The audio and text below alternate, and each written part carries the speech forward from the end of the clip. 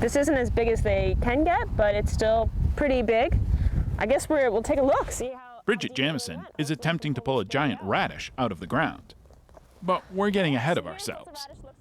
This story begins out in the pasture, where the cows make quite an impact on the soil. A cow walking on the soil will compact the soil about as much as a car or a large truck even.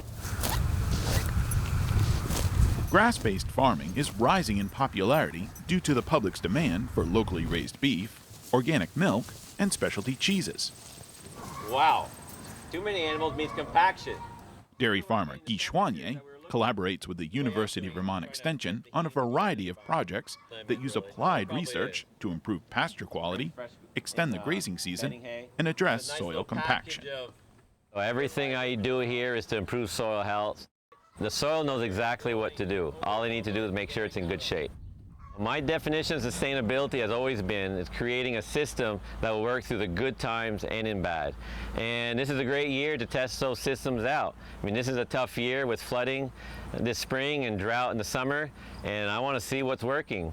And trying some of these new projects, working with some fine people, I get to see which projects are working the best because it's a survivor year. They allow it to grow for about 8 to 10 weeks. Choignet has been working with Jamison on a 3-year study looking at how forage radishes can improve pasture quality. The theory is called biodrilling, and it's fairly new, and it's tillage with plant roots is what they call it too.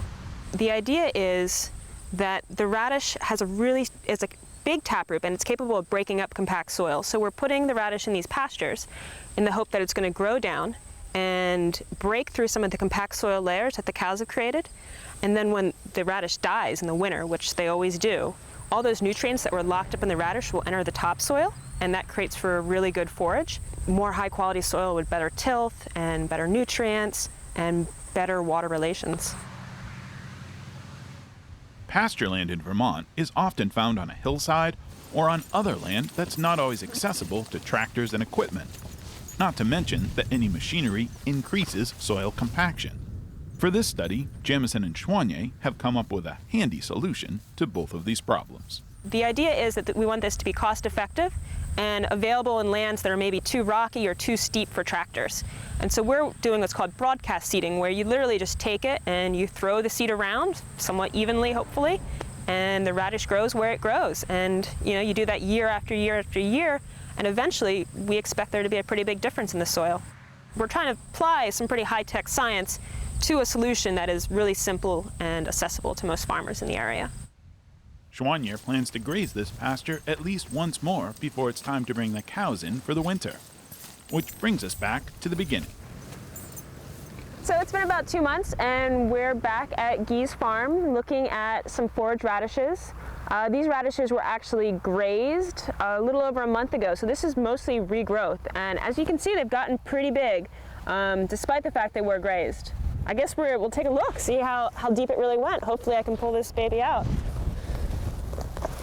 All right, so here's what the radish looks like.